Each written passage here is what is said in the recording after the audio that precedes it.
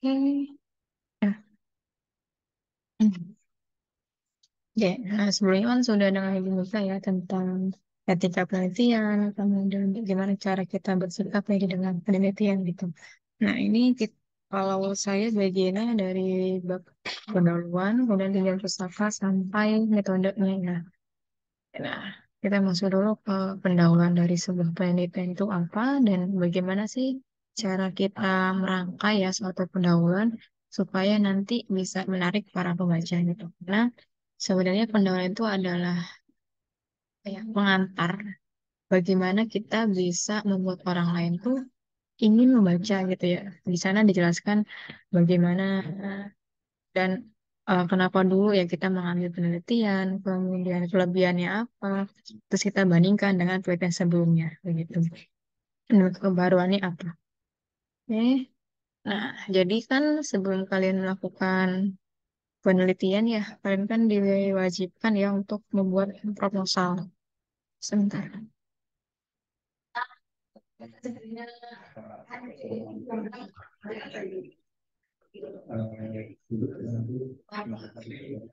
Nah, oke. Nah, di mana proposal itu adalah gambaran ya, gambaran tentang usaha penelitian yang diperlukan untuk mengawali suatu kegiatan penelitian. Jadi kalau misalkan karya tulis yang berupa skripsi itu kan dimulai dari bab satu pendahuluan, kemudian kajian teori atau kajian pustaka, kemudian metode, setelah itu pembahasan, baru simpulan ya, terakhir data pusaka.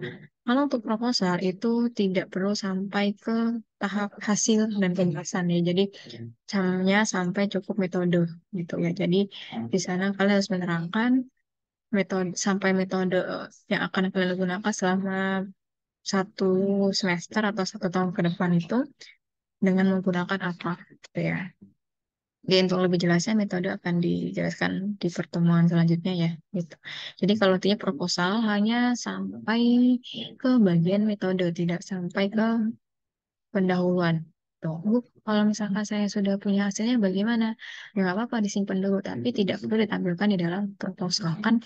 Proposal kan propose ya, mengajukan gitu, bukan hasil dari keseluruhan dari penelitian teman-teman.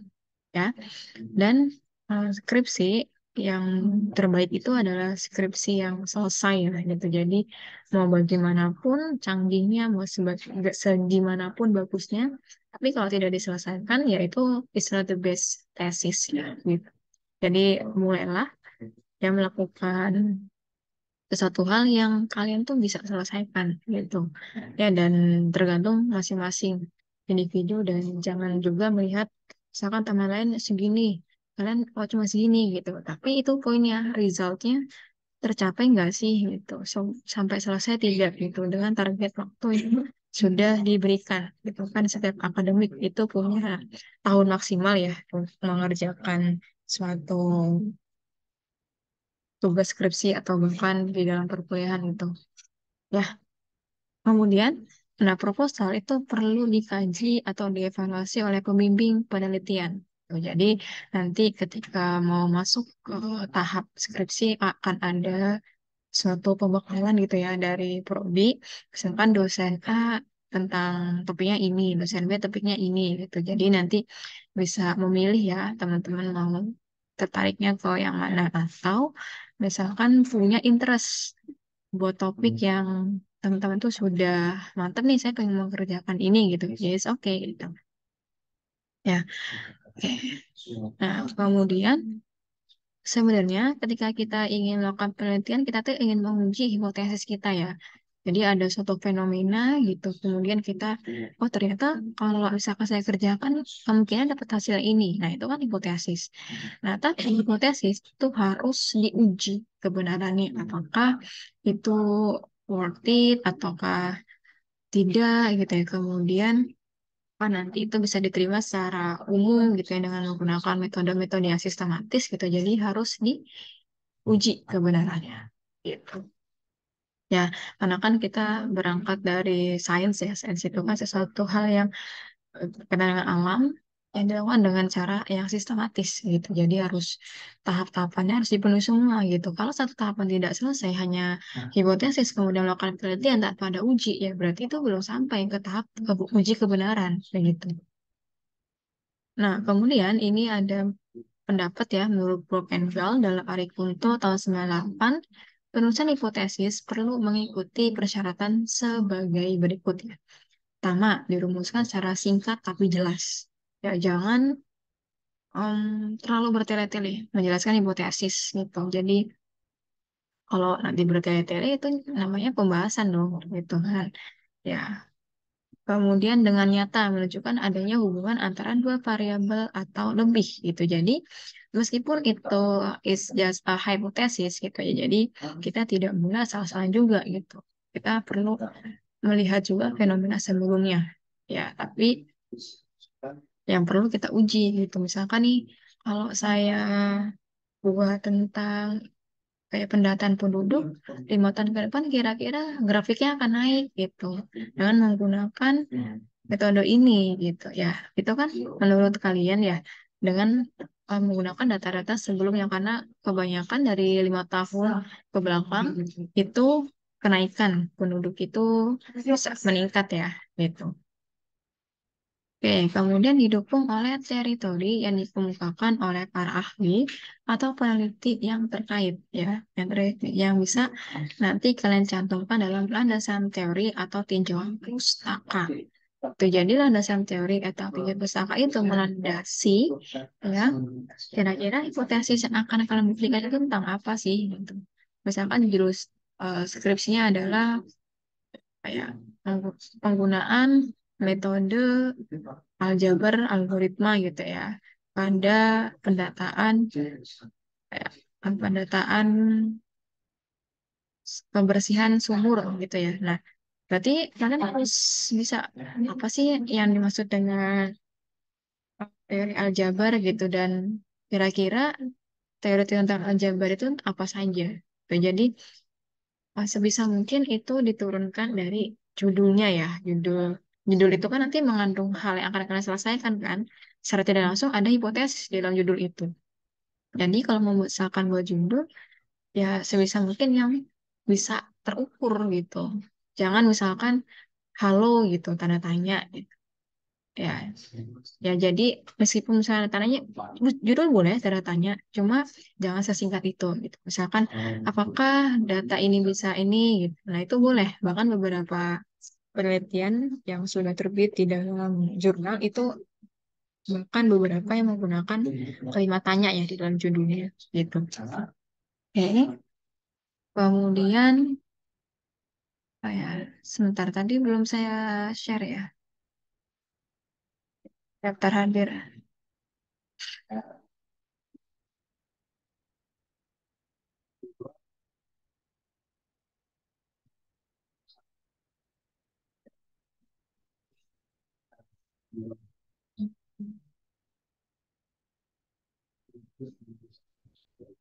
Silakan di scan ya kodenya. Nah, ini ada cara penelitian dan jadwal penelitian. Ya, diharapkan nanti setiap mahasiswa, ya, khususnya kalau kalian ingin melakukan seminar proposal itu akan ada istilahnya jadwal, alurnya gitu ya. Kira-kira bulan ini sampai bulan ini mau ngapain, bulan ini sampai bulan ini mau ngapain gitu. Jadi terlihat targetnya seperti apa gitu. Jadi supaya tertata. Ya, kalau misalkan lewat-lewat sedikit, ya kalau ada lewat-lewat sedikit ya nanti tidak akan jauh dari sana. Sebentar ya.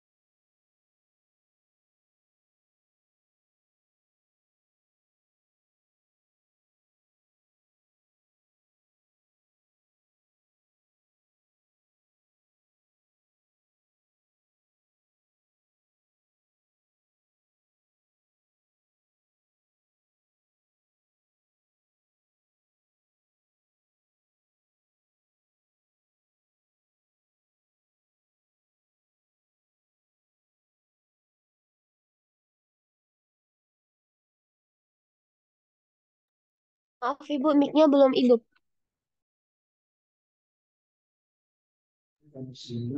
Ya, oke, di dalam data penelitian nanti kita harus menuliskan ya tahap-tahap penelitiannya, kemudian rincian kegiatan pada setiap tahapan itu apa. Jadi kalau misalkan memang bisa dirinci dalam satuan tanggal, itu bisa saja ya. Jadi tanggal sekian sampai tanggal sekian itu tahapannya apa. Ya, misalkan membuat proposal tahap sekian sampai tahap sekian, melakukan pengumpulan data gitu. Atau kan pengumpulan data itu bisa dipecah lagi ya. Jadi kalau semakin rinci nanti malah semakin gampang kalian bisa melakukan berbagai hal yang terjadwal gitu. Kemudian tadi tahapan rincian dan waktu ya, ini adalah satu kesatuan yang bisa diterapkan. Hah? Yang lainnya tidak ada suara. Halo, suara saya Ada Bu, ada ya? ada Oke. Bu terdengar. Oke. Coba Rasid di mungkin mikrofonnya bisa diperbesar lagi volumenya. Oke. Nah, ini tadi dari tahapan rincian waktu bisa direpresentasikan dalam bentuk tabel atau matriks ya, dan uraian atau juga uraian narasi. Cuma kalau saya lebih prefer dalam bentuk tabel atau matriks. Kalau narasi itu orang akan lebih males ya, karena kan sebagian besar kalau misalkan nanti coba tunjukkan jadwal penelitian paling hanya lihat set gitu. Kalau misalkan dalam bentuk apa kalimat itu kan susah membacanya gitu ya. Kalau misalkan ada pertanyaan bisa langsung diajukan ya, boleh dari open mic atau raise hand atau juga bisa di kolom chat.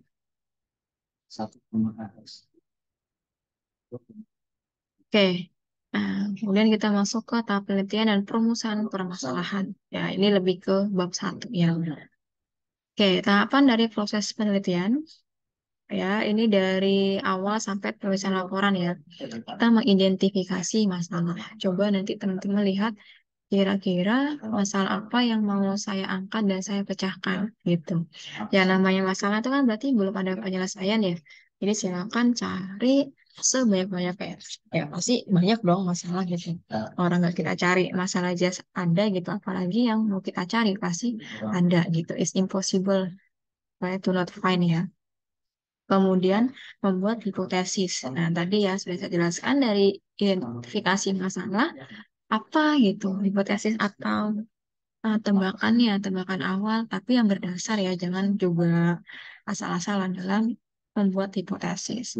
Kemudian studi literatur. Studi literatur itu kalian banyak membaca, kemudian banyak mencari informasi ya tentang apa sih yang hype gitu. Kalau misalkan mau yang hype, itu bisa langsung ya dibaca dari beberapa paper ya atau jurnal gitu. Oke. Yang terbaru misalkan kalian uh, cari saja di Google gitu. The new the newest apa tesis atau news research gitu about apa gitu. Dan nanti dia akan muncul.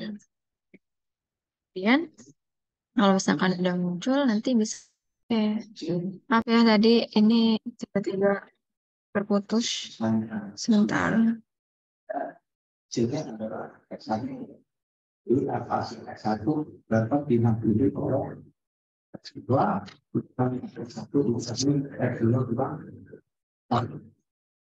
Hmm.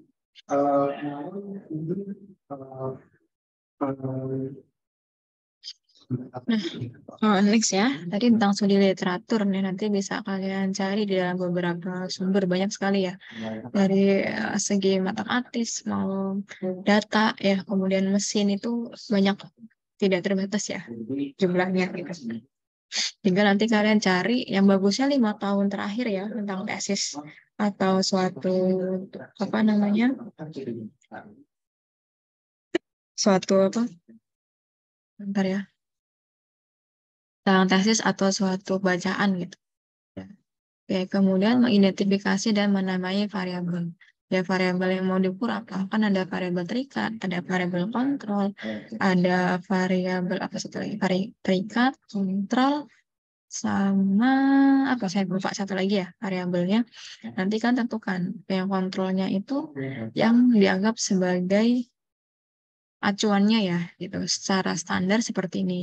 Kemudian ada juga yang variabel yang digunakan yang bisa diubah-ubah ya nilainya gitu. Kemudian membuat definisi operasional. Ya, di sini definisi operasional bisa kalian tentukan dari judul kalian ya inginnya operasionalnya dalam bentuk apa gitu. Maka nanti dalam bentuk matematis atau misalkan dalam bentuk rumus dan lain sebagainya. Ya, nah kemudian manipulasi dan mengontrol variabel. Nah, ini bagaimana kalian menerapkan dari segi perlakuannya. Maka misalkan nanti di rumusnya, kalau misalkan kalian berkaitan dengan misalkan analisis dari sebuah algoritma gitu atau matematika gitu ya kan kalian bisa otak-atik rumusnya kalau misalkan di otak-atik kira-kira nanti hasil akhirnya bagaimana kan ke pengkodiangannya gitu kan. Kemudian desain penelitian ya, ini jangan lupa juga dari tahap awal sampai tahap akhir itu desainnya bagaimana gitu, alurnya. Ya. Lebih bagus menggunakan diagram alir ya. Jadi dari awal sampai akhir itu ada prosesnya, kemudian outputnya apa gitu. Oke, setelah kita menentukan desain, kita bisa mengidentifikasi dan menyusun alat observasi dan pengukurannya. Ya, alat observasinya yang kalian gunakan untuk mengobservasi atau meneliti penelitian itu apa gitu. Kalau misalkan saya data itu kan ya bisa dengan menggunakan komputer ya nggak, kemudian mungkin mengukur ya dan lain sebagainya gitu. Itu harus ditentukan dan disusun juga. Kemudian membuat kuesioner dan jadwal interview. Nah ini kalau jenisnya tentang yang ke lapang gitu ya. Kuesioner dan jadwal interview yang bisa dilakukan di dalam masyarakat gitu. Nah, analisa statistik ini digunakan untuk menganalisis data ya. Jadi data dari interview juga bisa dibuat dalam bentuk analisa statistik. Kan di dalam jadwal interview tidak selamanya itu berkaitan dengan apa kualitatif semuanya ya. Kan dari apa jadwal apa interview nanti kan kalian bisa dapatkan hasil oh kira-kira setuju berapa persen yang tidak setuju berapa persen kemudian dari usaha pendapatan kalian bisa melihat bahwa yang pendapat rendah berapa persen menengah berapa yang tinggi berapa nah, itu kan bisa dilakukan analisis statistik juga ya jadi data-data seperti itulah yang harus kalian analisis ya. Kemudian menggunakan komputer untuk analisis data. Ya, tidak menutup kemungkinan bahwa semua ya yang kita kerjakan sekarang itu pasti menggunakan namanya pemrosesan dengan komputer, baik itu dari segi pengumpulan data atau data mining juga, ya kan. Kemudian dari segi pengolahan sampai nanti di dalam visualisasi kita menggunakan namanya komputer. Nah, hal terakhir apa yang harus kalian selesaikan ya untuk menuntut ada tuntutan ya dari suatu tesis ya, suatu skripsi itu adalah menulis laporan hasil penelitian. Nah, ini dipertanggungjawabkan kalau misalkan kalian sudah menentukan semua tahapan ini tapi tidak ditulis itu tidak akan dianggap selesai gitu ya. Jadi kalau misalkan nanti ada kegiatan-kegiatan lain gitu, tinggal satu step sekalian menghilang. Ya, kemudian tidak balik lagi, hanya sedikit saja, Bu. Saya kan sudah mengerjakan sekitar 80%, itu tidak akan dianggap sebagai selesai ya, karena bagian akhir itu adalah bagian pertanggungjawaban kalian secara etika dan moral, dan juga secara akademik juga ya, untuk menyelesaikan tugas akhir. Jadi, jangan juga dianggap remeh, jangan juga dianggap beban juga gitu. Ya anggap saja seperti melakukan tugas kuliah gitu ya. Kalian kan terus sudah terbiasa ya, apa tugas kuliah menganalisis atau misalkan memodelkan dan bagaimana caranya itu membahas data, yang menuliskan ya itu sebenarnya sudah kalian pelajari gitu. Jadi harapannya ini tidak akan sampai membuat kalian bertahun-tahun gitu. Ya, yang penting itu kalian bisa menyelesaikan.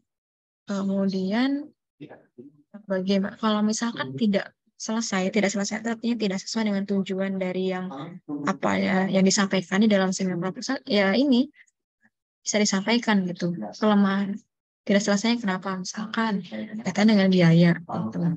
Nah, kalau hal seperti itu ada solusinya tidak sebelumnya gitu. Kalau misalkan memang mentok cari solusinya tidak ada, berarti itu bisa saja di skip gitu. Tidak harus semua tujuan itu tercapai gitu ya. Tapi ketika tidak tercapai, kan harus menjelaskan ya kenapanya gitu. Jadi semua saintis saya tekankan itu tidak boleh, itu tidak boleh melakukan kesalahan, tapi dia tidak boleh berbohong. Gitu aja ya.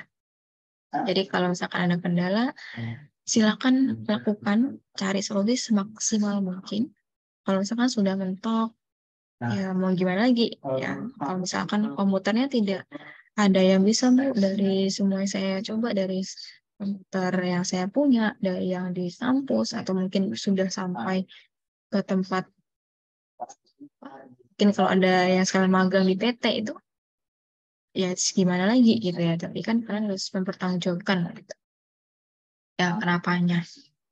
Oke, kemudian penemuan permasalahan ya gitu. Nah, sebenarnya apa sih yang disebut dengan permasalahan gitu ya? Jadi permasalahan itu sebenarnya dapat kita identifikasi atau kita maknai ya sebagai kesenjangan antara fakta dengan harapan.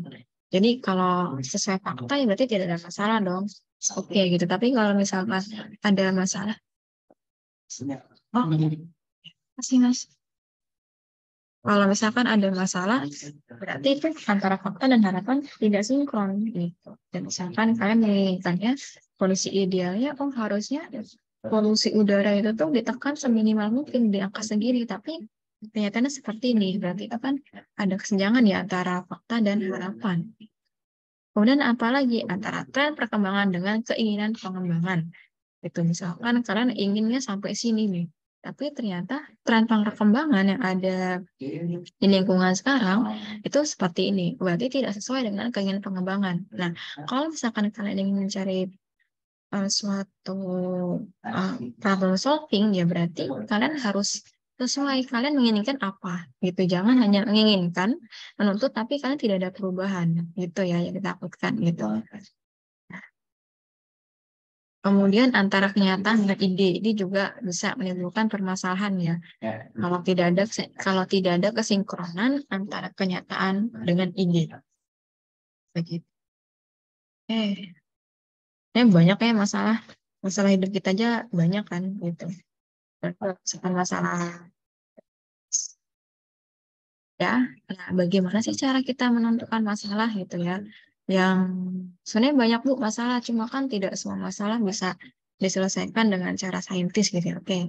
Nah, berarti ini kita bisa caranya melakukan secara formal maupun informal ya.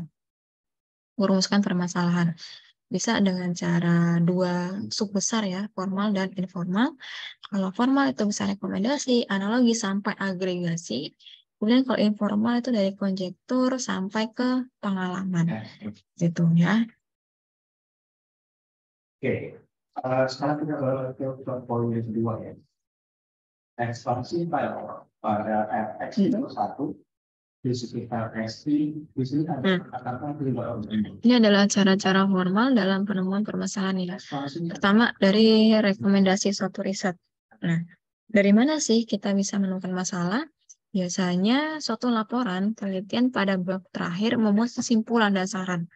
Ya, jadi you don't have to a whole part gitu untuk mengetahui semua permasalahan gitu. Jadi cukup kalian lihat di dalam kesimpulan dan saran. Kenapa sih kita kalau mau singkat kita harus lihat kesimpulan gitu kan? Kesimpulan itu kan bisa menjawab tujuan atau tidak ya nggak dari suatu karya tulis gitu ya. Saya sebutkan karya tulis ya, karya tulis itu lebih luas, tidak selamanya itu skripsi gitu ya, bisa tesis, bisa kemudian praktik apa laporan praktik lapang, bisa saja dengan riset gitu ya, itu karya tulis. Kemudian kesimpulannya gitu. Nah, terjawab tidak sih di dalam riset tersebut? Kalau misalkan tidak terjawab, berarti kalian bisa runut ke atas. Kenapa ya tidak terjawabnya gitu? Kalau misalkan itu tidak terjawab, kalian bisa melakukan itu sebagai riset lanjutan, yang nantinya kalian kerjakan gitu ya.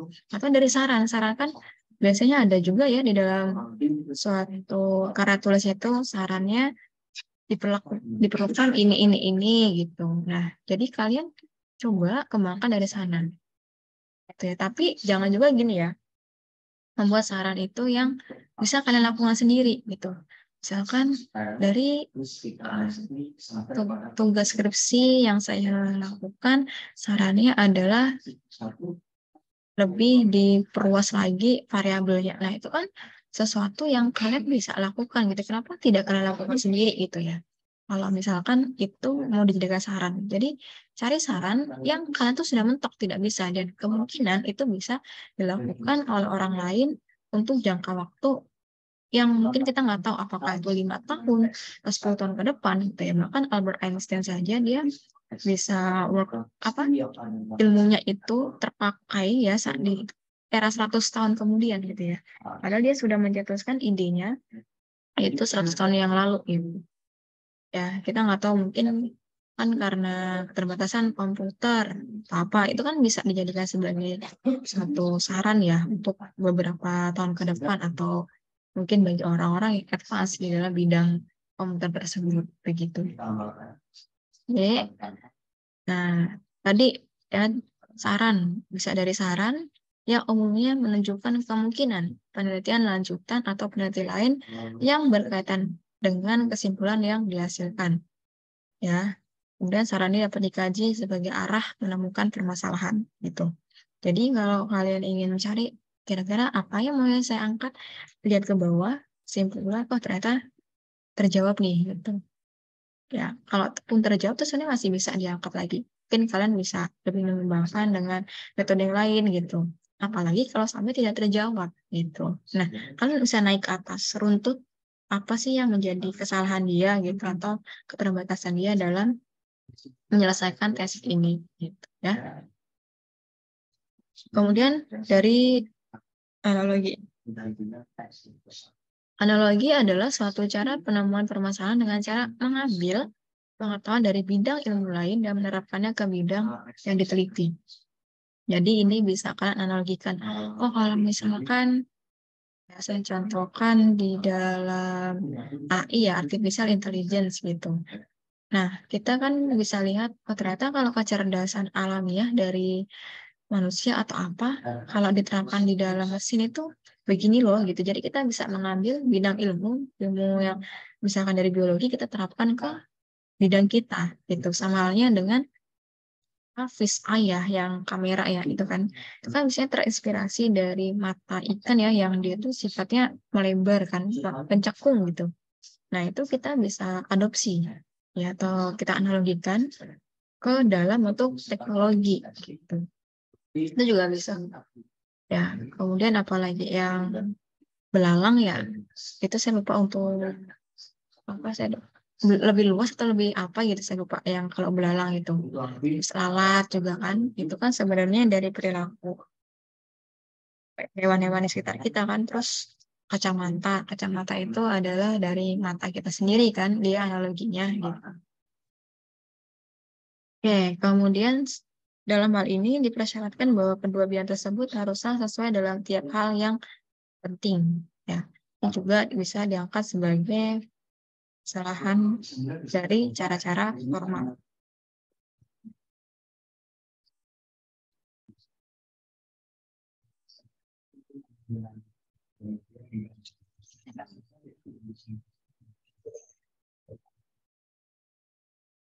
Ini lanjutannya bisa dari segi renovasi.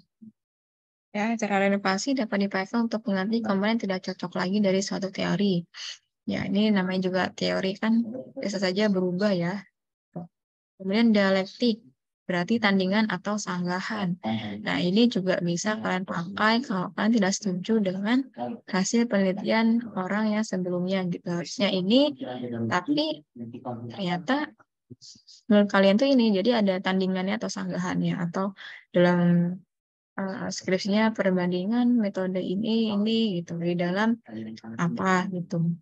Itu juga bisa. Kemudian ekstrapolasi ya untuk menemukan permasalahan dengan membuat tren atau teori atau tren permasalahan yang dihadapi. Kemudian morfologi. Ya, suatu cara untuk mengkaji kemungkinan kombinasi yang terkandung dalam suatu permasalahan yang rumit atau bahkan kompleks. Jadi dari hal yang rumit itu kalian ambil salah satu saja ya. Kan orang kadang kan melakukan riset itu banyak ya, yang sudah advance gitu. Ya, dari kombinasi-kombinasi yang banyak itu kalian ambil salah satu saja, kemudian kalian perdalam gitu. Bisa jadi di orang tersebut memang banyak ya perlakuannya, tapi tidak sampai mendalam. Jadi itu bisa kalian ambil ya sebagai salah satu penemuan permasalahan. Kemudian ada dekomposisi, ya cara penjabaran suatu permasalahan ke dalam komponen-komponennya.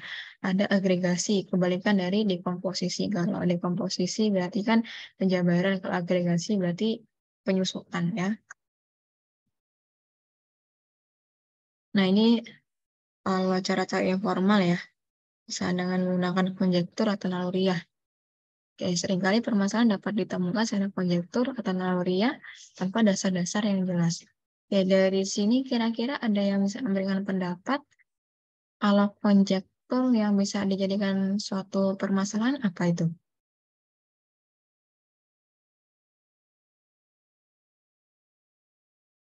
Ada yang kira-kira sudah punya gambaran gitu?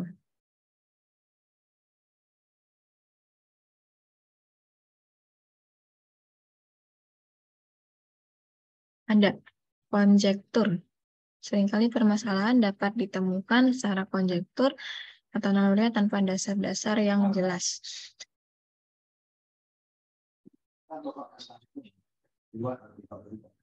Ada?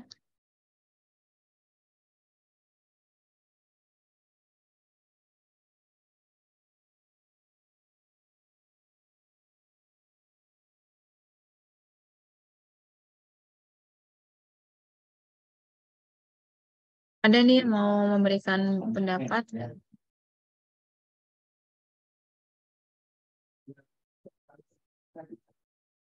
Akbar, ada Akbar? Hadir, Bu. Akbar gimana? Ada Akbar, saya belum ada. Oke, ada yang ini kira-kira dari konjektur ini untuk menentukan suatu masalah dengan cara konjektur ini?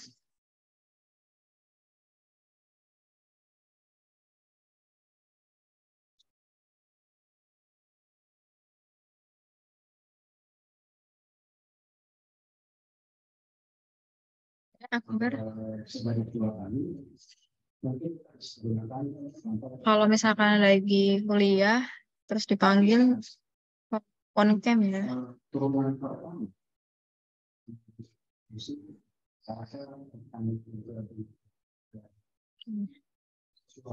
Gimana? Akbar? Masih belum kepikiran sih, Bu. Yang lainnya?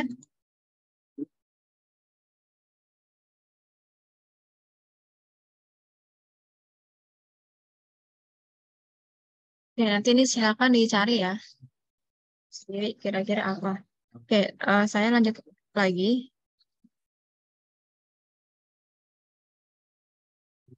Terus kemudian ada fenomenologi, ada konsensus, ada pengalaman. Ya, kemudian ini adalah sistematika secara umum ya untuk semua jenis penelitian, baik penelitian kuantitatif atau kualitatif, itu disajikan dalam 5 bab sebagai berikut ya. Bab 1, pendahuluan, ya, yang hari ini kita bahas tentang pendahuluan, kemudian bab 2 itu tinjauan pustaka, bab 3 metode penelitian, bab 4 hasil penelitian dan pembahasan, bab 5 kesimpulan dan saran. Ya, untuk hasil penelitian dan pembahasan itu berarti kalian harus membahas data ya, data yang kalian dapat baru nanti, kalau hasil ini kan nggak dipisah ya, hasil dan pembahasan. Nah, kalau format yang bagus, kalian jelaskan dulu, baru nanti kalian mention dapat dinyatakan di gambar berapa. Jadi dibahas dulu ya, baru ditampilkan gitu. Jadi tidak selamanya itu di atas ya. Karena kalau yang saya lihat tren-tren yang di paper-paper itu dia setelah dijelaskan baru dia ditampilkan ya gambar atau grafik itu. Tergantung hasil penelitiannya berupa apa visualisasinya. Kemudian, nah, ini kontennya apa saja di dalam bab pendahuluan. Bagian pertama atau awal sebuah proposal dimulai dengan apa? Yang pertama judul ya, pasti judul. Kemudian kalau tidak ada judul kita tidak bisa memang ke bawah lagi gitu. Jadi kalian bisa mungkin judul itu dari top down atau bottom up ya. Jadi bisa dari top down, berarti kalau misalkan top down dari judul itu kalian kembangkan kira-kira apa nih gitu, atau kalian tentukan dulu sampai ke metode oh ternyata judulnya itu adalah ini. Kalian kebanyakan top down ya, baru nanti kalian bisa menjabarkan gitu dari judul ini kira-kira yang diperlukan apa kontennya gitu. Tapi bebas sih sebenarnya mau apa gitu. Cuma itu tadi harus ada keterkaitan antara judul dengan yang kalian bahas gitu, yang kalian teliti dan yang kalian bahas gitu. Ya, pokoknya setelah judul disusun apa? Latar belakang. Ya, latar belakang, kemudian rumusan masalah, kemudian juga batasan masalah atau ruang lingkup, kemudian tujuan penelitian. Nah, ini saya rinci satu-satu. Untuk judul, judul merupakan gerbang pertama seseorang membaca sebuah proposal penelitian. Ya, tertarik tidaknya.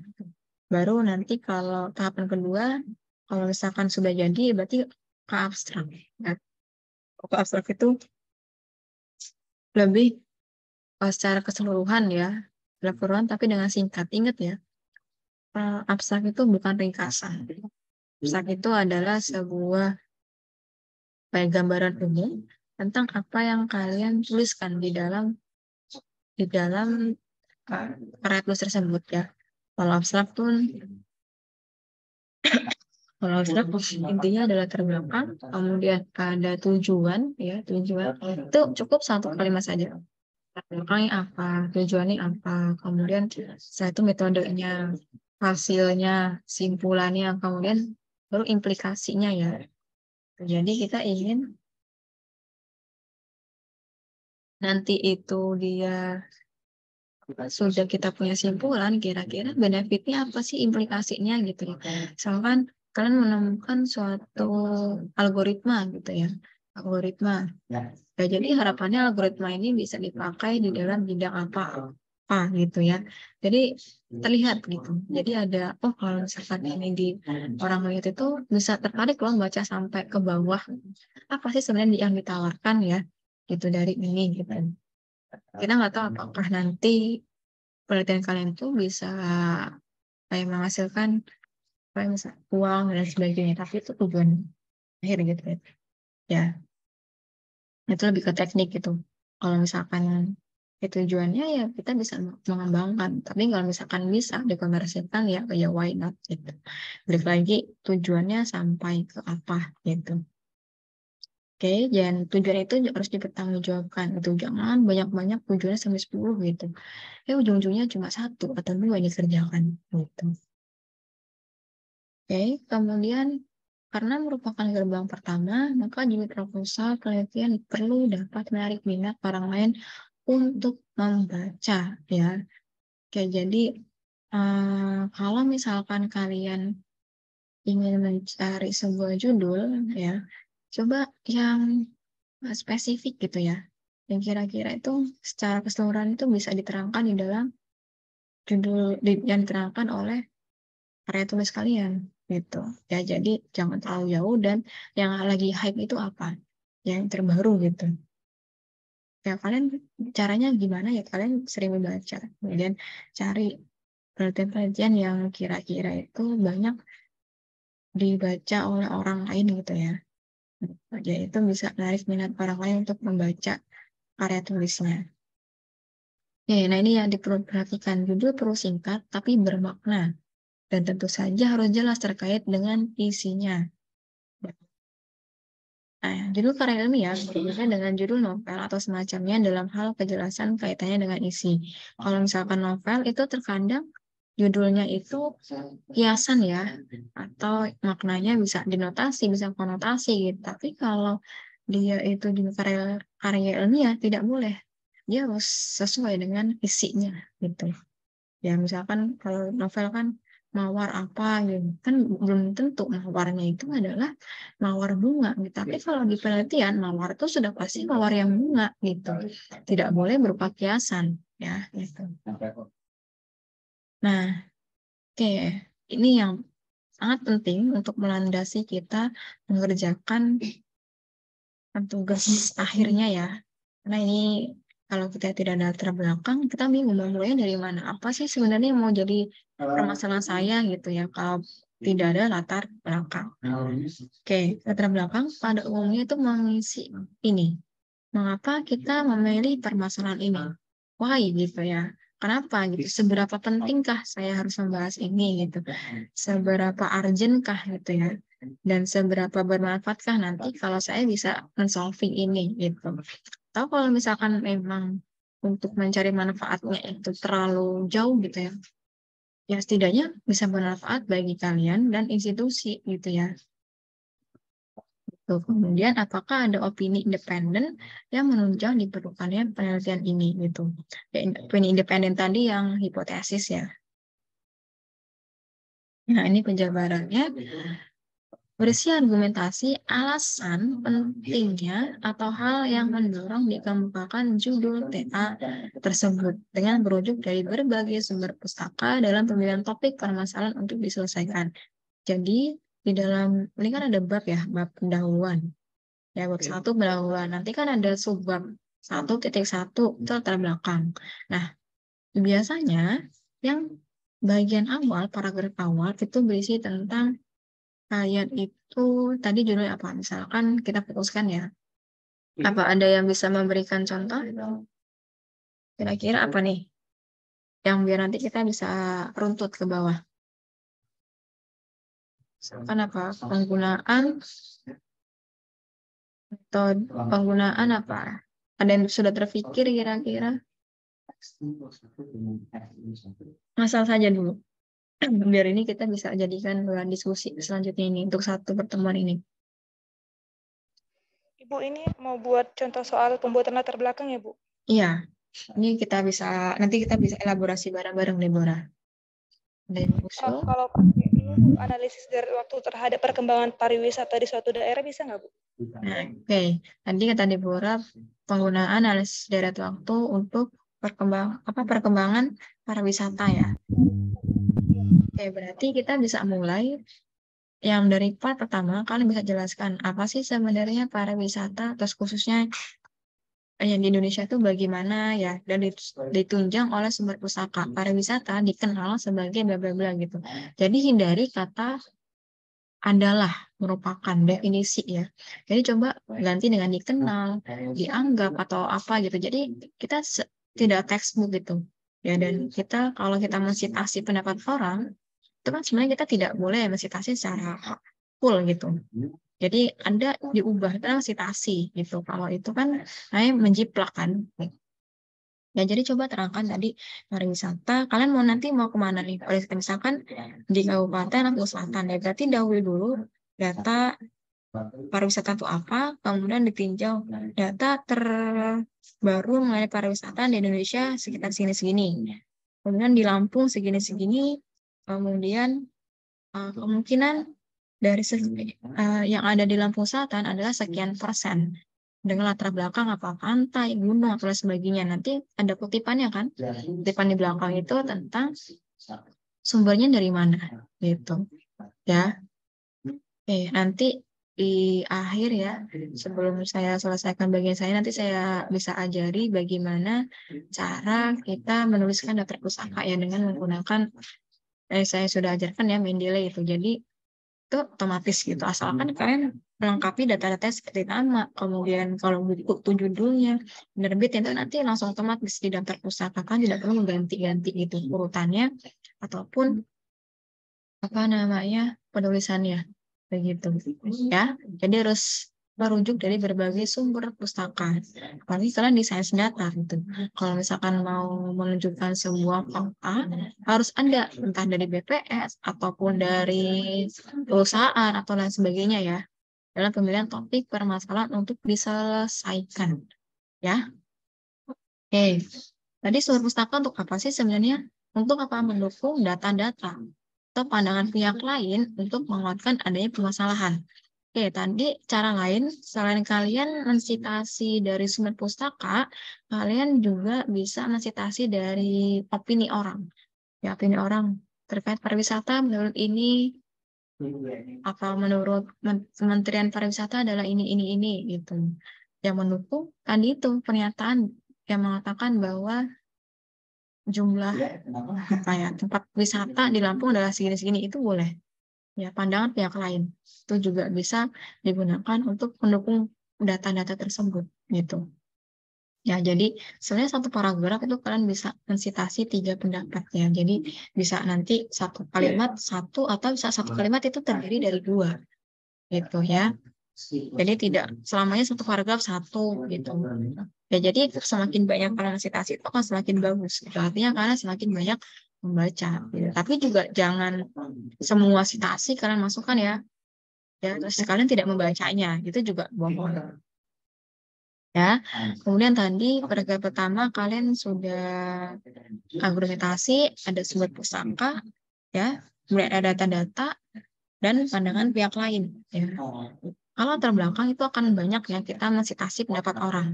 Yang sedikit itu adalah di metode. Metode itu paling hanya 1 atau 2 gitu. Tapi kalau udah terbelakang itu hampir semua paragraf kecuali paragraf terakhir ya itu kita harus mensitasi ya karena kan kita latar belakang itu kan didahului oleh peristiwa sebelumnya itu. Kenapa kita ingin melakukan riset ini? Karena ada data yang mendukung gitu. Data mendukung dari mana? Ya, kalau kita melakukan apa pendataan dari orang lain kan otomatis kita harus ini kan mengapresiasi hasil orang tersebut. Bu, kalau misalkan datanya itu punya saya, bisa nggak? Ya, bisa saja gitu. Bisa saja kalian sudah melakukan penelitian A gitu. Nah, datanya itu kalian gunakan di penelitian B itu boleh saja. Tapi kan kalau untuk skripsi rata-rata jarang ya mahasiswa yang sudah melakukan ya inputan data kan atau pengambilan data gitu. Jadi rata-rata memang awal kan gitu. Kecuali kalau kalian nanti S2 nih, saya mau pakai nih data skripsi saya S1 kayaknya kemarin kurang deh gitu. Ya nggak apa-apa itu kan bisa mensitasi nama kalian gitu. Jadi boleh ya kalau penelitian saya, tapi saya mensitasi nama saya gitu. Ya asalkan yang tadi sudah terpublikasi. Gitu. Oke. Kemudian apa? Poin yang ketiga, pembuatan alasan menjadi rasional. Ya, caranya adalah tadi latar belakangnya harus rasional. Kenapa? Karena tadi kita sudah tambahkan sumber pusaka dan data-data pendukung. Oke, setelah itu apa tadi? Pariwisata tadi ya, pariwisata kemudian jumlahnya berapa di Indonesia, kemudian mengkerucut ke Lampung, kemudian kalian mengkerucut ke Lampung baru ke Lampung Selatan ya misalkan gitu. Jadi dari hal umum dulu baru menuju ke khusus gitu ya. Ini belum ada masalah ya. Jadi kalian mengantar topik dulu ya untuk paragraf pertama. Baru paragraf kedua kalian itu menyatakan dari sekian banyak apa pariwisata yang dari Lampung ternyata ada permasalahan ini gitu ya. Jadi kalian di sini mengungkapkan kesenjangan antara kenyataan dengan kenyataan yang diharapkan ya. Nah, kalian bisa menyatakan bahwa kurangnya peminat bla bla bla dikarenakan apa? Terus apalagi misalkan akses apa gitu. Kalian bisa jabarkan kesenjangan dan kenyataan yang diharapkan. Jadi harus ada harapan juga gitu, jangan hanya ini permasalahan gitu kan. Nah, kesenjangan yang dan kenyataan diharapkan itu dari mana? Kalian bisa baca gitu kan. Biasanya orang-orang yang sudah meneliti sebelumnya tahu kan gitu. Hasilnya apa kan? Cari di hasil orangnya. Oh, yang menyebabkan pariwisata di Lampung Selatan itu berkurang ini nih. Nah, karena ambil satu, kalian masukkan ke paragraf kedua ya sebagai kesenjangan antara kenyataan dengan kenyataan yang diharapkan. Terus baca lagi, apa ya faktor lain yang menyebabkan dia itu sepi? Ambil salah satu sumber, ya salah satu apa hasilnya, atau boleh 2, kalau misalkan itu kira-kira relevan, ya udah, kalian citasi lagi, gitu. Ya, jadi di situ paragraf kedua itu lebih ke arah kesenjangan antara kenyataan dengan kenyataan yang diharapkan. Oke. Itu kalau perbedaan juga Nah, kita lanjut ke yang oke, ini tadi kalau perbedaan usaha itu paragraf 1 ya. Tadi ada paragraf 1 tentang pengantar topik ya. Paragraf 2 saya nggak pakai buat pulpen itu lagi. Paragraf 2 nanti kalian catat sendiri ya. Paragraf 2 itu tentang kesenjangan antara kenyataan dengan kenyataan diharapkan. Kemudian paragraf ketiga itu kalian coba bandingkan ya. Bandingkan antara topik, bukan topik, skripsi, karya tulis orang lain atau penelitian orang lain yang kira-kira sudah, bukan yang kira-kira, yang sudah dilakukan tapi kurang efektif nih diterapkan di dalam kampung ini.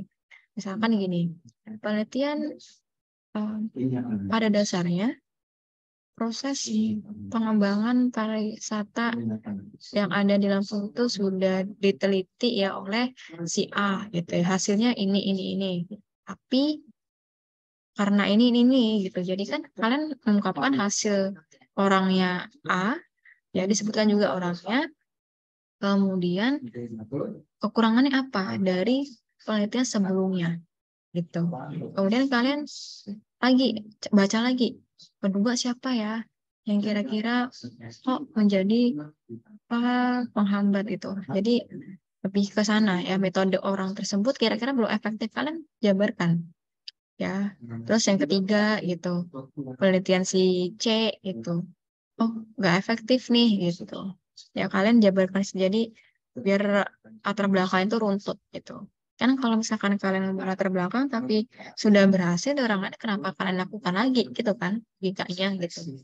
Jadi supaya ada alur berceritanya nih sampai kalian memilih topik yang diteliti gitu ya.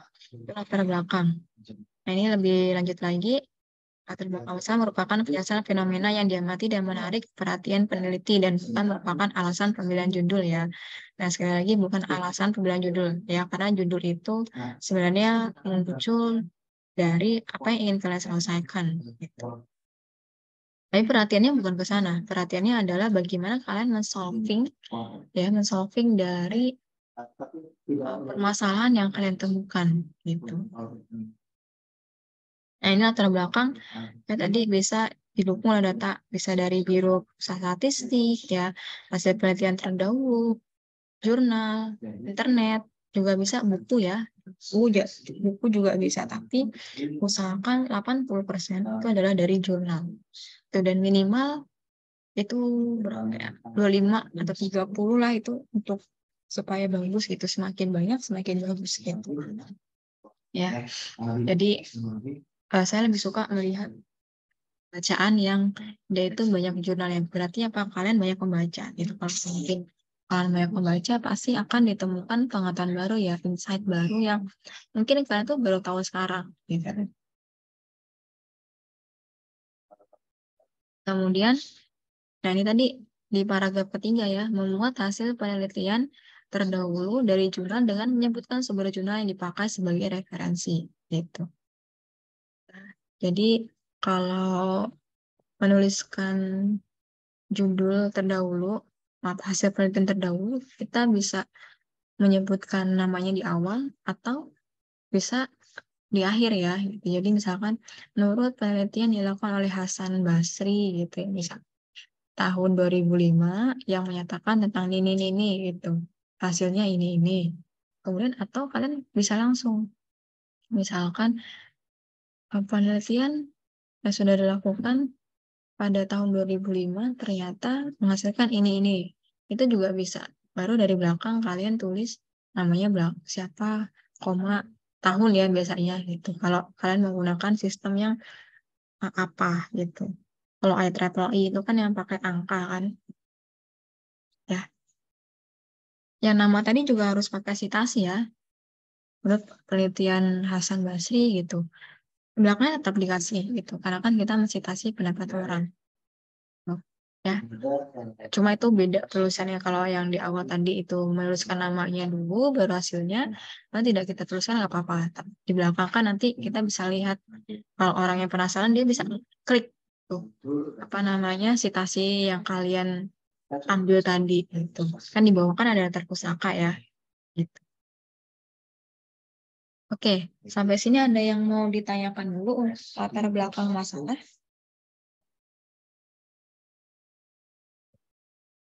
Cukup 3 paragraf saja ya. Jadi untuk penulisan apa skripsi khususnya ya dengan paper itu agak sedikit berbeda karena kalau paper itu kan rangkuman. Jadi kalau pendahuluan itu langsung latar belakang sudah ada tujuan, kemudian sampai dia itu pembaruannya apa itu di dalam satu bab pendahuluan ya atau introduction biasanya. Tapi kalau deskripsi dia dipecah latar belakang sendiri, kemudian rumusan masalah sendiri ya, tujuan, batasan itu sendiri-sendiri. Jadi kalau untuk latar belakang kalian tidak perlu sampai menjelaskan pembaruannya apa gitu ya. Jadi cukup yang latar belakangnya apa. Itu cukup sebenarnya 3 paragraf, tapi dengan alasan yang logis gitu ya, yang ada data sumber datanya begitu. Oke. Ada yang mau ditanyakan? Untuk latar belakang permasalahan bisa dipahami? Kemudian di sini ada titik. Bisa Ibu. Oke, saya lanjut kalau gitu ke rumusan permasalahan. Ya, rumusan permasalahan itu yang bisa kalian lihat itu yang kayak bagaimana, terus kemudian apa saja gitu-gitu kalau rumusan permasalahan gitu ya. Jadi sebenarnya tidak selamanya dalam bentuk pertanyaan ya, bisa saja dalam bentuk pernyataan. Gitu. Tergantung bagaimana kalian tipenya itu, pertanyaan atau pernyataan gitu. Oke, apa sih sebenarnya isi dari rumusan permasalahan? Isinya pertama, menjabarkan secara jelas permasalahan-permasalahan yang harus diselesaikan dalam mencapai tujuan. Ya, masalahannya harus diselesaikan. Gitu. Berarti lebih ke how and what ya, apa saja gitu ya. Bagaimana gitu. Yang mencapai tujuan atau yang masuk dalam bahasan TA, tugas akhir. Di mana setiap masalah dalam rumusan masalah tersebut harus diusahakan jawaban atau pemecahannya. Misalkan tadi kita punya judul penggunaan apa tadi model analisis deret waktu ya di dalam jumlah pariwisata ya. Pariwisata gitu. Nah, berarti kita bisa mulai rumusan permasalahan ya. Kalian apa sih yang dicapai di tujuannya gitu. Berarti kan bisa dimulai dari bagaimana kondisi dari kayak pariwisata di Lampung Selatan pada saat ini gitu pada tahun 2023 atau pada 5 tahun terakhir gitu ya. Dan bagaimana bisa juga bagaimana apa saja yang sudah dilakukan oleh pemerintah dan masyarakat sekitar untuk menanggulangi gitu kan itu kalian bisa jadikan data kan gitu.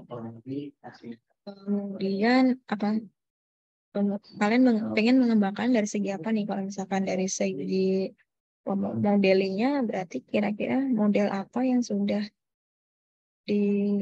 sudah dilakukan gitu dan kemudian sebenarnya cukup 3-4 saja ya. Nah terus kalian pengen apa tadi? ADW. Nah, bagaimana sih semua memasukkan ADW gitu kan bisa masuk ke dalam perumusan masalah yang isinya gini.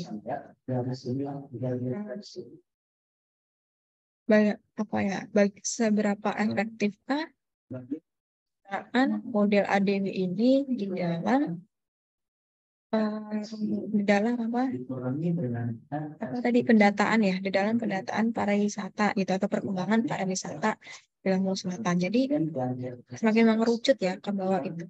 Jadi kan ya sebisa mungkin itu pertanyaan itu bisa dijadikan sebuah data gitu. Kenapa? Karena hal itulah yang harus kalian bahas di dalam hasil dan pembahasan gitu. Jadi perumusan masalah itu harus diselesaikan ya. Jangan kalian cari semua perumusan masalah, kemudian itu kalian tidak bahas gitu. Kalau misalkan perumusan permasalahannya ada 4 ya, berarti at least ada 4 subbab dalam hasil dan pembahasan kalian gitu. Mau itu nanti subbab, kan nanti ada bab hasil dan pembahasan. Nanti kan ada subbab 1. Mau kalian subbab tuh nggak masalah. Yang penting ada 4 poin tadi sudah kalian selesaikan gitu. Ya jangan singkat ya. Hanya setengah halaman itu. Itu bukan apa, skripsi gitu ya. Ya minimal 1 halaman, 2 halaman gitu ya. Kan kalian istilahnya ada minimal kan, minimal berapa halaman gitu. Kecuali kalau paper itu hanya berapa 5 sampai 10. Jadi itu sebisa mungkin di minimize gitu. Tapi kalau ini jangan sedikit sekali gitu ya. Dan setiap masalah dalam perumusan masalah harus usahakan jawabannya. Oke, tadi sudah. Perumusan permasalahan perlu dituliskan secara singkat, jelas, dan mudah dipahami. Ya, dan mudah dipertahankan. Ya, jadi di sini poinnya jangan panjang-panjang dalam menentukan rumusan masalah. Kalau pembahasan boleh ya panjang gitu. Tapi kalau rumusan masalah kalian tidak perlu secara panjang lebar menjelaskannya ya. Kalau pernyataan ya berarti kan diganti saja. Kalian ingin di dalam penelitian ini akan diteliti seberapa besar efektivitas penggunaan metode sederhana waktu ya di pada pariwisata selatan itu boleh ya pernyataan gitu. Ya. Dia perumusan masalah merupakan penegasan permasalahan yang akan dilakukan perekayasaan yang dibuat berdasarkan kesenjangan data diuraikan dan latar belakang masalah. Ya, jadi di sini adalah poinnya kalian apa sih sebenarnya yang mau kalian kerjakan yang direkayasa. Rekayasa itu bukan berarti kalian memanipulasi ya, tapi apa yang mau diubah gitu ya, yang mau diotak-atik dari penelitian yang sudah ada ataupun dari fenomena yang kira-kira belum mencapai ideal. Gitu. Oke. Oh ya, tadi jangan lupa dan mudah dipertahankan ya. Jadi jangan juga ketika kalian nanti dikritik gitu, asal ya sudah gitu. Jadi coba untuk apa ya eksplor dulu gitu. Dan kalau misalkan memang benar-benar betul gitu kalian tidak menemukan jawaban ya sudah akui saja gitu. Tapi kalau misalkan di awal itu ada teman yang tanya atau misalkan dosen ada yang nanya itu kalian coba pertahankan dulu gitu. Tapi kalau misalkan nanti disanggah dengan beberapa fakta yang lain yang kalian tidak tahu gitu ya sudah akui saja gitu informasinya gitu ya. Ya perumusan permasalahan merupakan inti penelitian sehingga bisa dipakai pertimbangan menyusun judul dan hipotesis ya. Tadi saya katakan bisa dari top atau bottom up ya. Jadi dulu aku biasanya kalau judul udah tahu nanti kalau misalkan akan metodenya yang diubah pasti judulnya akan berubah juga ya. Jadi itu sebenarnya dinamis ya. Judul itu tidak sama di awal gitu. Bahkan dulu ketika saya sedang melakukan penelitian juga di judul itu beberapa kali diubah gitu. Nah melihat oh ternyata metode ini nih berlanjut untuk modelnya gitu. Modelnya tidak cocok gitu. Jadi bisa dilakukan perubahan gitu. Ya asalkan jangan sudah fokus ya baru kalian ubah gitu. Nah, berarti kalian harus mencari metode lain atau misalkan menggunakan metode yang sama tapi datanya beda gitu. Jadi penelitian itu tidak harus yang kalian temukan ya. Jadi bisa kalian ubah lokasinya, kalian ubah datanya, kalian ubah metodenya. Itu bisa menghasilkan suatu penelitian yang baru gitu ya. Kan tadi menggunakan analisis deret waktu pada pariwisata Lampung. Nah, tahun depan kamu bisa saja menggunakan modalnya tidak DW tapi datanya tetap terkait dengan pariwisata. Oh, atau bisa juga modelnya ADW tapi tidak di pariwisata gitu ya. Jadi bisa diubah ya. Atau lokasinya sekarang di Umas itu ya. Jadi itu berdasarkan suatu gitu. Jadi adalah bentuk perumusan permasalahan, bisa bentuknya suatu pertanyaan. Kemudian satu pertanyaan umum disusul oleh beberapa pertanyaan spesifik. Ya. Jadi yang saya tadi contohkan ya pertanyaan dari umum dulu ya kondisi gitu, kemudian tentang apa tadi kekurangan dan sebagainya gitu, metodenya gitu. Kemudian kalian spesifikkan kira-kira tujuan saya tuh ini loh, berarti kalian lebih spesifik ya gitu. Jadi dari umum ke khusus untuk membuat perumusan permasalahan. Oke, atau juga bisa dalam bentuk statement disusul oleh beberapa pertanyaan. Bisa juga statement, kemudian nanti pernyataannya kan tadi pariwisata di Lampung kurang banyak diminati gitu ya. Sehingga kami ingin mengajukan perumusan masalah terkait ini, yaitu bagaimana efektif, bagaimana cara pengefektifannya gitu, bagaimana model matematiknya gitu, seberapa mudah diterapkan, itu juga boleh dari pernyataan disusul oleh beberapa pertanyaan ya, atau juga bentuknya hipotesis. Dari penelitian ini atau saya ingin menguji apa hasil dari penelitian ini, yaitu ini tuh boleh juga dijadikan sebagai rumusan permasalahan. Untuk pernyataan umum disusul oleh beberapa hipotesis ya. Nah, ini saya contohkan umum ya.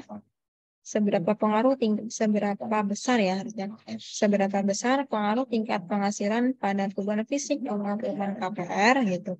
Wah, kalau misalkan kalian tadi terkaitnya dengan analisis deret waktu ya, seberapa besar pengaruh model analisis deret waktu terhadap peningkatan pariwisata di Lampung Selatan gitu ya. Apa saja contohnya lain ya. Dan seberapa besar pengaruh masing-masing faktor pada persepsi penghuni terhadap desain rumah inti. Nah, ini kan dia merucut ya. Kalau yang tadi dia kasih ke umum pengaruh, baru ini ke faktor.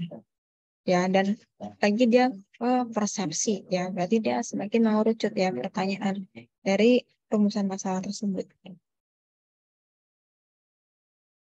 Oke. Nah, kalau tadi ini kan pertanyaan ini berubah jadi pernyataan.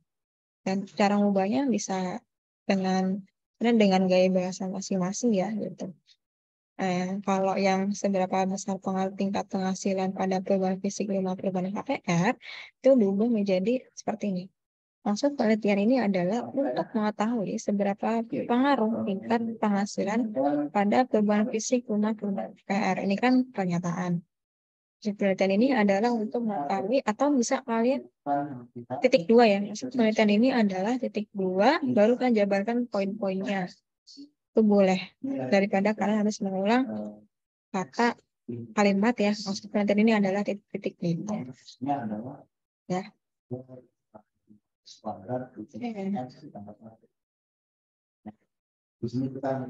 Nah, ini karakteristik rincian dari permasalahan. Yang pertama ya, harus bagaimana sih ini ya? Harus merupakan satuan yang dapat diteliti ya. Jangan juga meneliti tentang hal-hal yang susah. Misalkan bagaimana pendapat dari orang, misalkan kutub utara tentang ADW itu kan nasi deret waktu, kan itu susah ya diteliti gitu. Walaupun ada, kalian akan sangat sulit mendapatkan datanya gitu ya, dan sebagainya gitu. Apalagi kalau misalkan di kutub utara terus kalian ininya pantai gitu, gunung, ada ya kan es-esan kan di sana. Jadi carilah sesuatu yang dapat diteliti. Kemudian yang kedua, setiap rincian terkait dengan interpretasi data. Ya, kenapa? Karena ini kita perlukan dalam hasil dan pembahasan. Kalau tidak ada data, gimana? Apa yang mau kita interpretasikan? Ya, berarti di dalam perumusan masalah, itu kita harus mencari suatu permasalahan, suatu rumusan masalah yang ada interpretasinya. Bisa jadi kan tadi, seberapa efektif kan itu bisa dilihat dari kalian dari grafiknya, ya enggak, atau misalkan dari persentase efektifan dan sebagainya, itu kan bisa dianggap sebagai interpretasi data kan. Jadi cari yang bisa menginterpretasikan ya dari data yang sudah kalian cari itu. Jadi jangan juga cari data tapi tidak muncul di dalam pembukaan masalah gitu ya, Mbak. Tidak dibahas dong gitu. Atau kalian bisa tambahkan saja gitu ya. Oh ternyata ada nih data yang kira-kira mau dibahas, saya tambahkan gitu ya di dalam perumusan masalah gitu. Oke gitu. Kemudian yang ketiga, semua rincian permasalahan perlu terintegrasi menjadi satu permasalahan yang lebih besar. Ya, jadi kayak antara pernyataan rumusan masalah satu sampai yang terakhir itu saling berkaitan ya, jangan loncat-loncat. Atau bahas pariwisata, satu lagi bahas perkebunan, kan itu so far ya jauh, jadi nggak jadi satu permasalahan yang sistematik gitu ya. Ya, kalau mau sistematiknya dari ya kompleks ke yang rinci ya. Kemudian rincian yang penting saja yang diteliti, tidak perlu semua rincian permasalahan diteliti ya. Ini karena kalian masih tahapan skripsi ya, jadi skripsi itu kan bagaimana sih kalian tuh belajar untuk menyelesaikan permasalahan dengan menggunakan metode-metode yang sudah diajarkan gitu. Jadi tujuannya bukan untuk membuat suatu hal yang baru atau suatu hal teknologi yang wow gitu. Ya kalau bisa terserah, tapi nggak ke sana gitu ya. Jadi cari saja yang dapat diteliti ya, dan tidak semua permasalahan itu diteliti gitu. Kalau sekiranya susah ya tidak usah dimasukkan gitu, daripada nanti ditanya, "Oh, tadi ini di rumusan masalah ada, tapi kenapa tidak dibahas gitu. Nah nanti akan menjadi bumerang. Ya. Kemudian hindari rincian permasalahan yang pengatasannya tidak realistik ya. Kenapa? Karena kita di ranah sains ya. Misalkan kita mungkin di dalam filsafat gitu, atau teknologi, kita bisa belajar yang unrealistik ya. Tapi kalau sains ini harus yang realistik gitu. Oke, sampai sini ada yang mau ditanyakan? Satu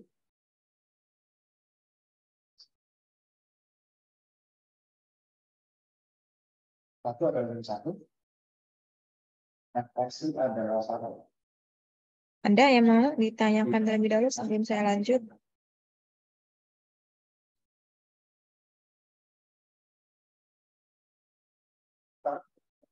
Saya lanjut ya. Kita menggunakan FSI. Nah, ini contoh lain ya dari rumusan permasalahan. Ini kan titik-titik ya. Misalkan kalian tentang apa gitu. FSI-nya adalah satu. Dari penelitian yang akan saya lakukan, akan dirumuskan permasalahan sebagai berikut ya. Seperti ini ya, titik 2. Maka kepemimpinan mempunyai pengaruh langsung terhadap kinerja perusahaan. Dan apakah motivasi kerja berpengaruh terhadap kinerja perusahaan ini? Kan sebenarnya ada 2 rumusan masalah ya, tapi dia jadikan satu. Oh ya, sorry, ini harusnya kalau hanya 2 tidak ada koma ya.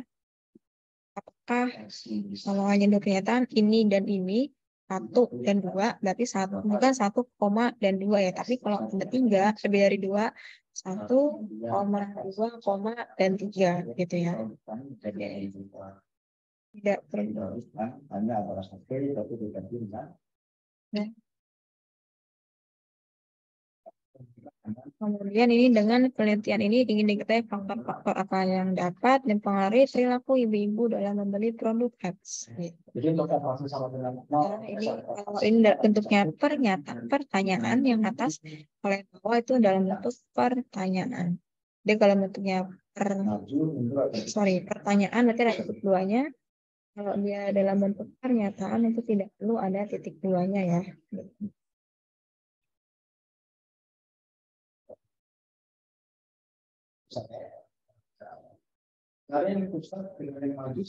sama-sama dekat dengan Dan kita masuk ke batasan masalah. Batasan masalah itu menyatakan hal-hal yang dibatasi termasuk dalam pengerjaan tugas akhir ya, sehingga pembaca dapat memahami sampai sebatas mana pekerjaan dilakukan ya gitu. Jadi kalau misalkan kita ranah di data, berarti kita batasinya gitu ya. Kemudian nah, misalkan kita memang bekerja di dalam matematika, komputasi, kemudian statistika, tapi kalian penelitiannya tentang apa sih gitu? Kalau misalkan basicnya lebih ke arah misalkan big data, berarti kan bisa membatasnya di dalam ranah big data, kayak misalkan apa terkait keuangan atau misalkan terkait pariwisata gitu ya. Jadi dibatasi. Jadi kalaupun ada nanti yang menyanggah, oh bisa nih big data diterapkan dalam bidang pertanian gitu. Nah kan bisa batasi. Maka sebenarnya bahwa pelatihan ini tidak sampai ke ranah pertanian gitu ya. Mungkin itu bisa dijadikan referensi lain kalau ada yang mau melakukan apa namanya penelitian lanjutan gitu. Jadi lingkarannya juga tidak terlalu lebar, jadi membatasi pikiran kalian. Oh ini nih rangkanya sampai sini aja batasannya. Ya. Oke. Kemudian poin kedua, batasan masalah merupakan penyempitan masalah dari sesuatu hal yang mempunyai aspek cukup banyak, dikurangi aspeknya menjadi lebih sedikit. Gitu, ya. Ini sebagai penyempitan. Dikunci ya supaya tidak keluar. Ya, tapi ya tidak untuk kemungkinan kalian juga tetap harus belajar ya. Tapi ya kan memang kayak ada orang yang tidak menerima kan belajar tentang ini ya bisa dong harusnya diterapkan gitu. Dan memang ada yang tidak menerima pendapat seperti itu. Jadi ya siap-siap saja gitu. Kalau saya dulu belajarnya itu sebelum menulis ya, misalkan judulnya apa, saya pelajari satu kata gitu kan. Kata itu bisa diteliti ya di dalam suatu karya tulis lain gitu. Kan ADW apa sih ADW itu? Cari referensinya. Ternyata ada rinciannya ini gitu. Nah, model itu apa sih gitu. Nah, itu jadi dari rincian itu. Terus nanti kan di dalam paper yang kita baca itu kan ada istilah yang tidak kita tahu ya gitu. Kita bisa cari referensi lain yang mungkin mudah kita pahami gitu. Jadi itu bisa menambah wawasan kita gitu ya. Meskipun kita sudah berhasil tapi tidak untuk kemungkinan kita bisa ditanya hal yang seperti itu atau bahkan kita bisa mengeksplor lagi ya untuk penelitian lanjutan. Gitu. Oke, yang ketiga, batasan masalah merupakan penetapan permasalahan yang akan dilakukan perekayasaan dengan mempertimbangkan aspek metodologis. Ya, jadi aspek metodologisnya lebih ke arah metode yang kalian batasi apa gitu. Kalau misalkan kalian nanya kuantitatif gitu, berarti yang kualitatif itu tidak dilakukan gitu ya. Kemudian kelayakan lapangannya bagaimana misalkan kalian hanya mampu nih lapang kelayakannya luas yang kalian ambil itu adalah di ranah ini kalau misalkan di dalam misalkan menggunakan big data gitu. Jadi kan ada pembatasan di dalam ranah pengambilan datanya seberapa besar ukurannya gitu ya. Jadi itu dibatasi gitu. Kemudian juga keterbatasan pada mahasiswa yang menjelaskan secara spesifik bagian yang dikerjakan oleh mahasiswa dalam kelompok tugas akhirnya. Ya, jadi terkadang ya ada dosen gitu ya yang dia itu punya topik penelitian gitu. Nah, sebenarnya dari satu topik itu nanti bisa dipecah. Oh, mahasiswa A mengerjakan kamu ADW ya di dalam pariwisata ya, itu. Yang C, kamu ADW ya pariwisatanya tapi tentang di daerah gunung-gunung gitu. Jadi itu ada pembatasan nih. Jadi nanti yang pariwisata di daerah pantai itu tidak boleh membahas yang ke arah perkebunan. Ya, jadi itu ya. Mau misalkan ada barengan bisa itu. Atau misalkan sebenarnya intinya mirip, tapi mahasiswanya yang A mengerjakan dari segi pengambilan data gitu ya. Pengambilan data dengan menggunakan metode ini nih, kelebihannya apa. Nanti dilanjutkan oleh mahasiswa yang B gitu ya. Dan terkait kelemahannya apa, kemudian bisa juga apalah ya yang bisa dibatasi gitu. Jadi bisa dibagi-bagi gitu. Tapi itu ya kerugiannya harus menunggu ya, takutnya yang mahasiswa A itu lama, nanti yang B itu juga akan terhambat. Oke, sampai sini ada yang ditanyakan dulu?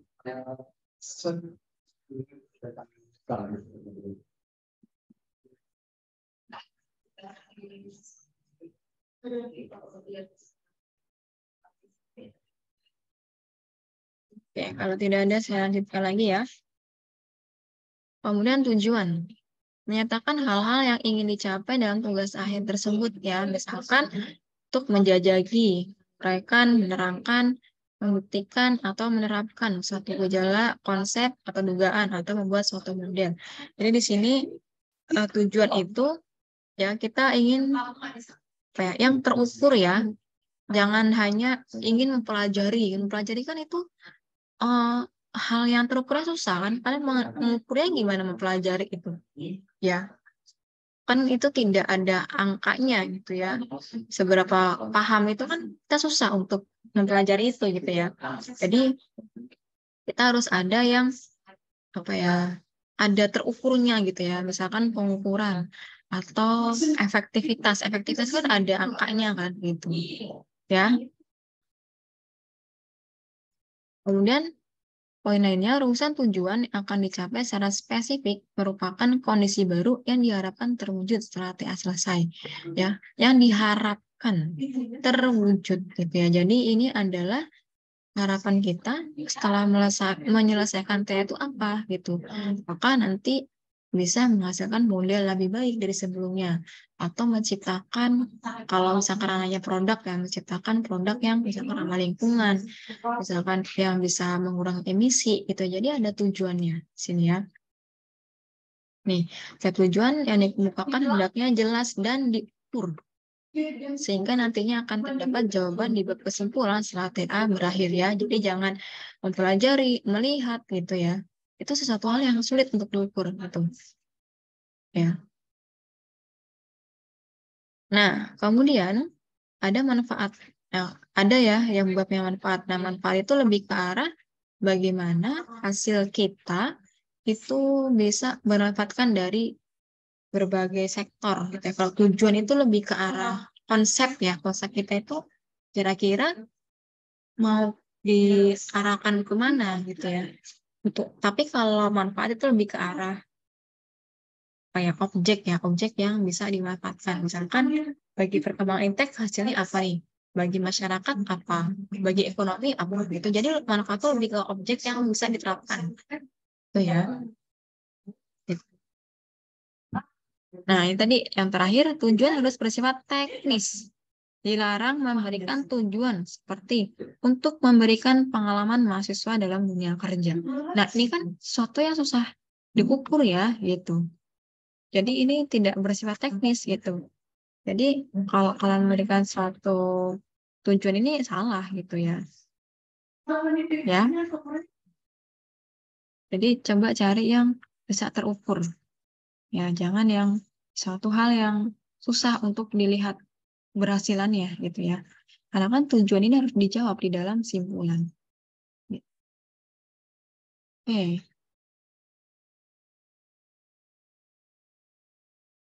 Nah, kalau ini adalah contohnya ya. Bisa seperti ini. Contoh tujuan tuh bisa dari lebih dari satu gitu.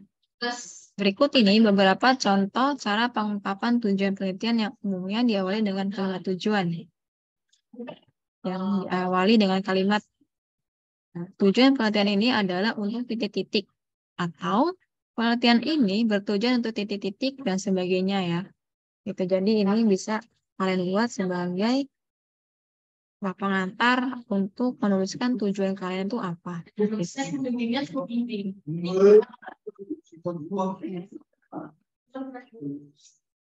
Ya, terus ini ya, ini contoh-contoh tujuannya.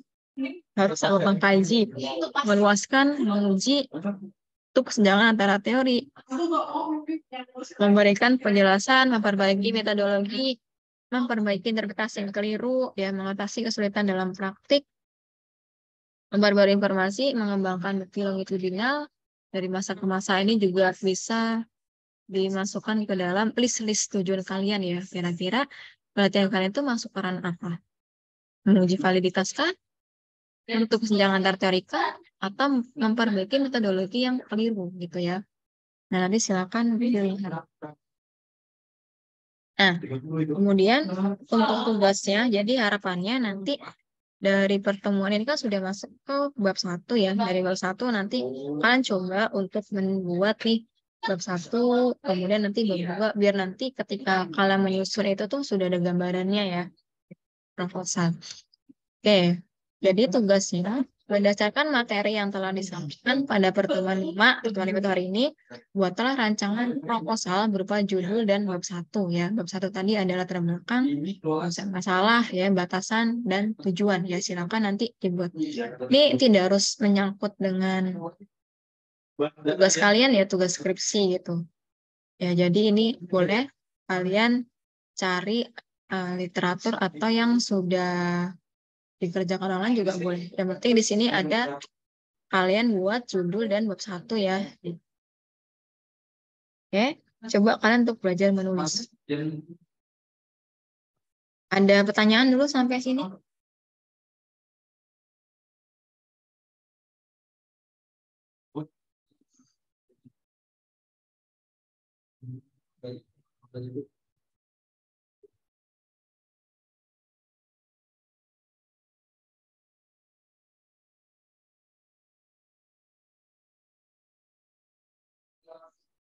Ada pertanyaan?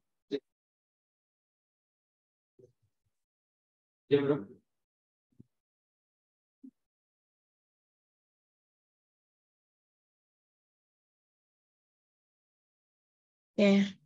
kalau tidak ada pertanyaan, ini saya cukupkan dulu ya pertemuan kita pada Ibu, hari ini.